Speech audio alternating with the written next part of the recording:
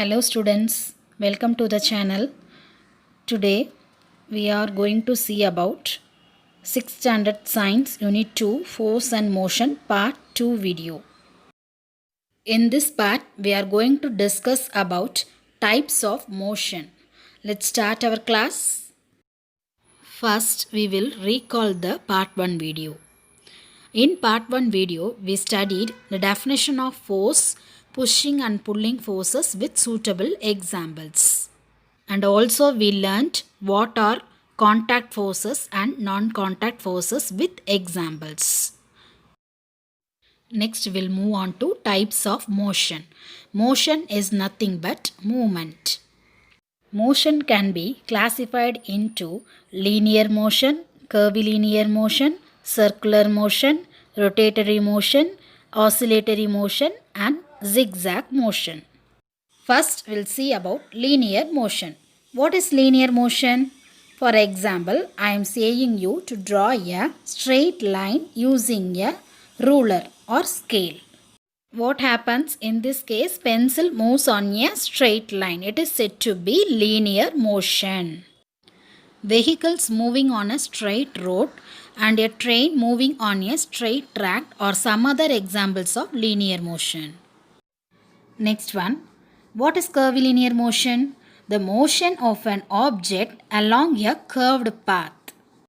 Some examples are motion of car along a curved road and motion of cable car along a steel cable. Next we'll see about circular motion. For example, I am saying you to draw a circle using pencil and a compass. So here pencil moves on a circular path. Some of the examples of circular motion are an artificial satellite orbiting the earth and blades of a ceiling fan. Next one is rotatory motion. For example, if you want to sharpen your pencil, what will you do? You take sharpener and sharpen your pencil, is it? So in this case, what happens? The pencil rotated in its axis. Spinning top and Ferris wheel or giant wheel are some of the examples of rotatory motion. In these both cases have fixed axis of rotation. Next one is oscillatory motion. It is also known as repeated motion. That is to and fro movement of an object from its mean position after a fixed time interval, like a pendulum. Flapping of flag in wind, children playing on a seesaw are some examples of oscillatory motion. Next one is zigzag motion. A movement in which the particles undergoing motion are making sharp angles. Motion of water wave and people moving in bazaar are some examples of zigzag motion. Next we'll move on to periodic and non-periodic motion. What is periodic motion? Motion repeated in equal intervals of time. For example, see the hour hand clock. In one day it makes 2 rounds. Look at the water waves in a given period, that is a time interval. A fixed number of waves hit the shore. Next one is about non-periodic motion. Let us take the example of clouds across the sky. The movement of cloud is not in uniform interval. Children playing in a park, a footballer running on a field are some examples of non-periodic motion. Next we'll move on to the topic average speed. Speed is nothing but the distance travelled by an object in unit time. The average speed can be calculated by using the formula speed is equal to total distance divided by total time. Let us look at an example. What is the average speed of that it travels 10 meters in 2 hours? Here the distance is 10 meters and the time is 2 hours. Let's calculate the average speed. 10 divided by 2 is 5. So the speed of the snail is 5 meters per hour. In this way we calculate the average speed. Next we'll discuss about multiple motion. Look at the bicycle. What type of motion does the wheel perform? Yes, you are right. The tires rotate and make a rotatory motion. What type of motion does the cycle in total perform? Yes, the cycle as such moves forward in a linear path. So it is a linear motion. See one more example of multiple motion. See the sieving machine. Here the needle performs oscillatory motion because the needle goes up and down. The wheel of the sieving machine performs circular motion and the footrest performs oscillatory motion. From this we learnt different types of motion. Now we are in end of our session.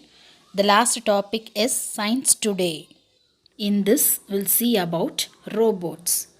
What are robots? Robots are automatic machines. Some robots can perform mechanical and repetitive jobs faster, more accurately than human beings. Robots can also handle dangerous materials and explore distant planets. The term comes from a Czech word robota, meaning forced labor. The term robotics means it is the science and study of robots. What can robots do? Robots can sense and respond to their surroundings. They can handle delicate objects or apply great force. For example, to perform eye operations guided by a human surgeon or to assemble a car.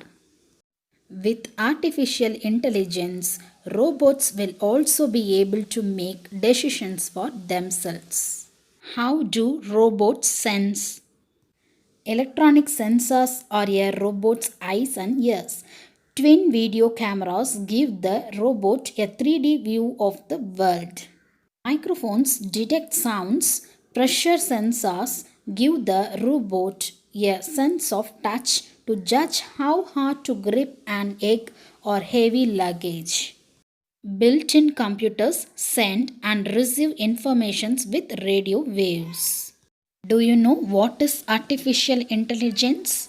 Artificial intelligence attempts to create computer programs that think like human brains.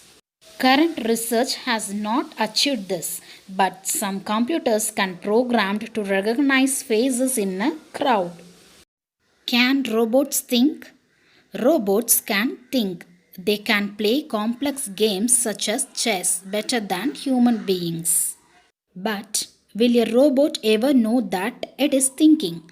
Humans are conscious, we know we are thinking, but we don't know how consciousness works.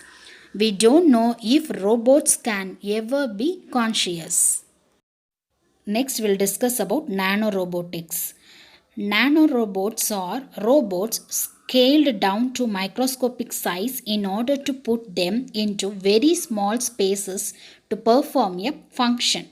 Future nanorobots could be placed in the bloodstream to perform surgical procedures that are too delicate or too difficult for standard surgery.